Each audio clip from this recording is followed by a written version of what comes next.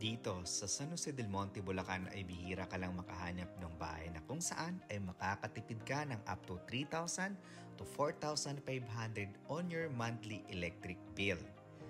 Ito, isang single attached house na lot na matatagpuan sa Camellia de los Sueños, Barangay Santo Cristo, San Jose del Monte, Bulacan. Dito sa kanilang walkthrough or ating artist perspective. Dito, ayan, yan yung ating mangyayari pagdating na matapos na yung unit. So napaka-aliwalas na ito kasi meron tayong malaking window dyan. Tapos eto, connected siya dito sa ating kitchen area. Ayan siya, no? With built-in cabinet yan pag once na i-turn over sa inyo.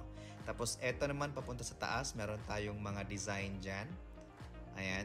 Tapos eto, meron tayong bintana dyan sa hagdanan, no? Para magbigay ng ilaw dito sa ating master bedroom at sa tatlong kwarto, no? Tapos, ayan naman yung ating master bedroom. So, by the way, ang project na ito ay napakalapit sa MRT 7 station. Star Mall San Jose del Monte, Bulacan, SM San Jose del Monte, Bulacan, malapit sa simbahan, walking distance din ito sa highway at sa ginagawang Nissan showroom dito mismo sa Barangay Santo Cristo, San Jose del Monte, Bulacan.